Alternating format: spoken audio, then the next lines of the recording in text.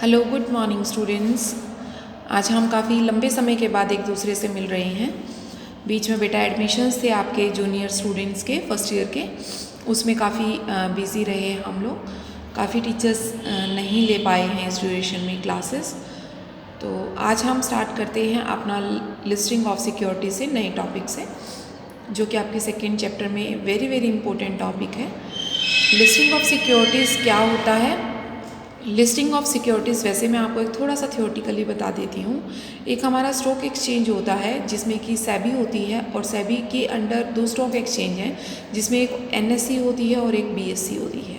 ठीक है, national level का होता है, बीएससी भारतीय लेवल का होता है। ठीक है, उस एनएससी और बीएससी में अपनी कंपनी अपने शेयर्स को लिस्ट करवाना, रजिस्टर्ड करवाना, उसको बोलते हैं लिस्टिंग ऑफ सिक्योरिटीज़। अब जो ये बताता है इसके अकॉर्डिंग देखिए, कहते हैं listing of securities on a recognise stock exchange means that they are admitted by the exchange for its purchase and cell.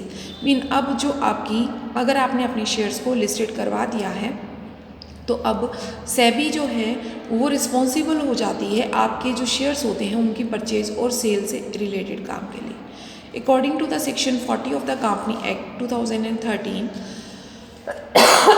every company which intends to offer shares or debentures to the public by for subscription, वो कहता है अगर कोई भी company ने अपने shares को listed करवा लिया है तो वो अंडर सेक्शन 40 के अंदर सब्सक्रिप्शन के अंदर जो एक्सचेंज है वो आपको करना ज़रूरी है। मीन जो आपकी सब्सक्रिप्शंस है, जो पब्लिक के लिए सब्सक्रिप्शंस आपने देने हैं, वो आपके लिए इम्पोर्टेंट हो जाती हैं।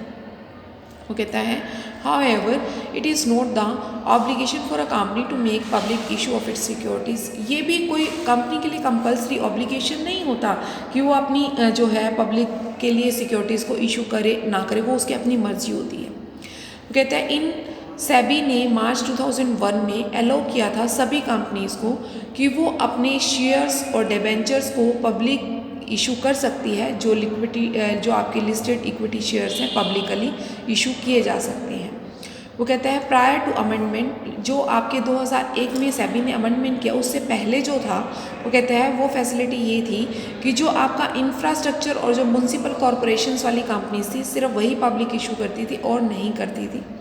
However this has been allowed only for investment grade securities, ये सिर्फ इन्वेस्टमेंट ग्रेड सिक्योरिटीज़ के लिए ही होता है। ठीक है, उसके बाद नेक्स्ट आता है आपका सेंट्रल लिस्टेड अथॉरिटीज़। सेटअप इन नवंबर 2002 में एक सेंटर CLA को जो है सेटअप किया गया था। It has to be representative of the regional exchange, ये रीजनल एक्सचेंज को रिप्रेजेंट करती थी, और ये अथॉरिटीज़ जो थी lay down the standard of listing process and carrying out to due diligence of the company to be listed. वो कहता है जो अथॉरिटीज़ होती थी स्टैंडर्ड लिस्टेड, वो क्या करती थी, इस कंपनीज़ की, लिस्टेड कंपनीज़ की लिस्ट के अकॉर्डिंग ही शेयर्स को परचेज और सेल करती थी, और जितनी भी रिस्पॉन्सिबिलिटीज़ होती थी वो CLA की हो जाती थी। और CLA क्या करता था, लिस्ट को अपग्रेड करता रहता था। जितनी भी अपडेटेड लिस्ट होती थी उनको आप इंटरनली और एक्सटर्नली उनको डेवलप करता रहता था। ये काम था आपका CLA का, मीन सेंट्रल लिस्टेड अथॉरिटी का। क्लियर है? अब लिस्टिंग के ऑब्जेक्टिव्स क्या क्या थे? सबसे पहला काम तो क्या होता था, इसमें जितने भी आपके शेयर होल्डर होते थे उनके इंटरेस्ट को वो प्रोटेक्ट करते थे। ठीक है, उसके अलावा जो आपका सुपरविज़न कंट्रोल्स वगैरह होता था सिक्योरिटीज़ का, वो किया जाता था। उसके अलावा जो सिक्योरिटीज़ की लिक्विडिटी थी उसको भी बनाए रखा जाता था। जो रेगुलेट डीलिंग थी जो सिक्योरिटीज़ की वो भी बनी रहती थी, सेल परचेज जो होती थी वो होती रहती थी। उसके अलावा जो मार्केटिंग फैसिलिटीज़ थी वो भी ये प्रोवाइड करती थी, सेबी जो थी वो प्रोवाइड करती थी, या CLA कह सकते हो, to avoid the concentration of economic power of few hands. तो मीन ये इस चीज़ को भी छोड़ता था कि कुछ लोगों के हाथ में ही सिर्फ पावर रहे, ऐसा नहीं था, सभी लोग इसमें मिलजुल कर काम करते थे। उसके बाद वो कहते हैं जो आपकी सेंटर CLA जो थी वो क्या थी, वो कहते हैं लिस्टेड जो requirement of the different from the exchange to exchange, हर एक एक्सचेंज का अपनी अपनी लिस्टिंग रिक्वायरमेंट्स होती हैं। वो कहते हैं सेबी जो है has initiate step for the setting up to the central listing authority which would be across approval. वो कहते हैं CLA जो है वो इस तरह की अथॉरिटीज़ को, सेबी जो है वो CLA जैसी अथॉरिटीज़ को अप्रूवल देता है कि वो आपकी जो सेल परचेज है एक्सचेंज में उसमें हेल्प करे। और this approvals would enables all the stock exchange to fly all the exchange to list the securities at any earlier date। वो कहते हैं सारी सिक्योरिटीज़ को अर्ली डेट पर लिस्ट करवाए। And the central listing authority is acting as a check on the flying by night operators who float public issues. वो कहते हैं CLA क्या करती थी, पब्लिक के लिए इशू करती थी, रातों रात इशू हो गया, बिक गए, सेल हो गई, परचेज हो गई, वो सारा काम CLA का होता था। कहने का मतलब है कि सेबी जो है सेल परचेज के लिए CLA को अपॉइंट कर देती थी और CLA ही फिर वो सारे काम करता था। अब वो कहते हैं listing requirement for norms of qualification for listing. अब लिस्टिंग के लिए क्वालिफिकेशंस क्या क्या ज़रूरत है। वो कहता है जो आपका सिक्योरिटी कॉन्ट्रैक्ट रेगुलेशन एक्ट होता है उसमें जो आपकी कंपनीज कंपलसरी होती हैं उन्हीं कंपनीज में एक बाय लॉ बना दिया जाता है, रेगुलेशन बना दी जाती है, गाइडलाइंस प्रोवाइड कर दी जाती हैं एक्सचेंज से रिलेटेड। वो क्या है, वो कहते हैं मेमोरेंडम और आर्टिकल्स में must not contain any provisions that is restricted free और ट्रांसफर ऑफ शेयर। किसी तरह की कोई रिस्ट्रिक्शन नहीं होनी चाहिए, आप मेमोरेंडम और आर्टिकल्स में आप अपने शेयर्स को आराम से बेच खरीद सकें। Company must offer public subscription, 25% तक पब्लिक इशू कर सकती थी कंपनी में। वो कहते हैं मिनिमम जो कंपनीज की कैपिटल इशू है वो 10 करोड़ है, ठीक है, BSE या NSE है 5 करोड़ है in case of exchange. No previous track records is necessary, कोई भी प्रीवियस ट्रैक रिकॉर्ड की भी इसमें ज़रूरत नहीं पड़ती। अब वो कहता है लिस्टिंग नॉर्म्स कौन कौन से हैं, वो लिस्टिंग नॉर्म्स में वो बताता है यहाँ पे आपको 7 तरह के नॉर्म्स मिलेंगे। पहला है minimum issue capital, minimum public issue, वो आपको बताइए 10 करोड़ होनी चाहिए और मिनिमम 25 करोड़ होनी चाहिए। मिनिमम पब्लिक शेयर होल्डर 25% होने चाहिए। लिस्टिंग और more than the one exchange, एक से ज़्यादा में लिस्टिंग करवा सकता है। कॉस्ट ऑफ पब्लिक इशू भी आपको जो है will continue to be the new companies will be considers की जाती हैं।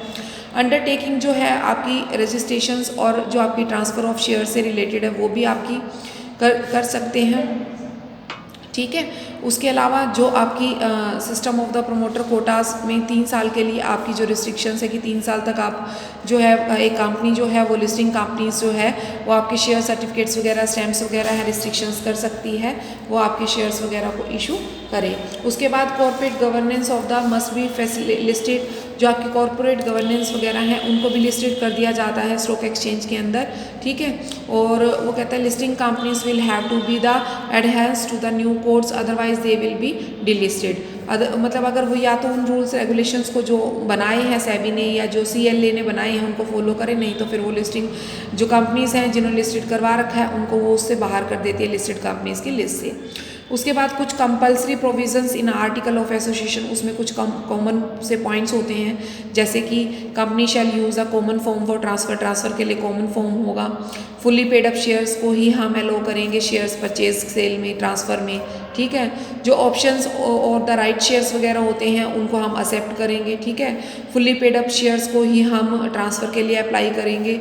फुली पेड अप आप एडवांस में मंगवा सकते हो, नहीं तो आप उस पर इंटरेस्ट चार्ज कर सकते हैं। There will be no forfeit, claim वगैरह नहीं कर सकते, फॉरफिट नहीं कर सकते, ठीक है, इस तरह के। उसके अलावा कुछ अदर कंडीशंस होती हैं आपकी CLA के अंदर, वो कुछ कंडीशंस कौन सी हैं वो 1 बाय 1 मैं आपको बताती हूँ।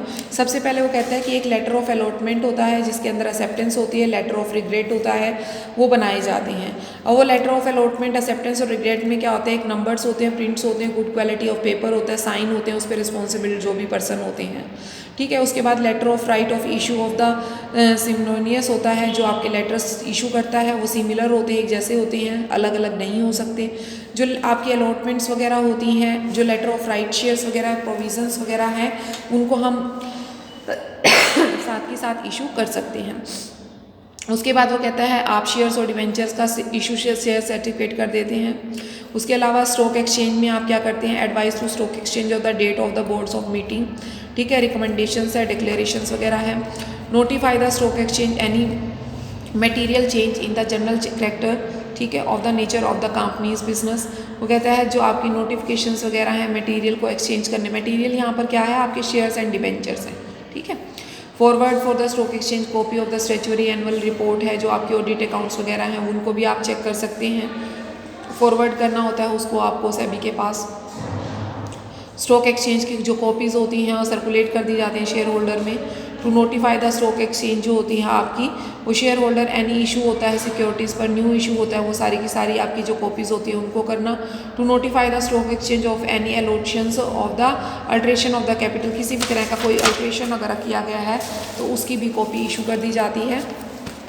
उसके बाद आपका आता है to close the transfer books only for the purpose of declaration of dividend and issue of the right shares. कोई भी आपकी ट्रांसफ़र बुक वगैरह है किसी पर्पस से यूज़ की तो उसको भी आप लेते हैं इसी के अंदर।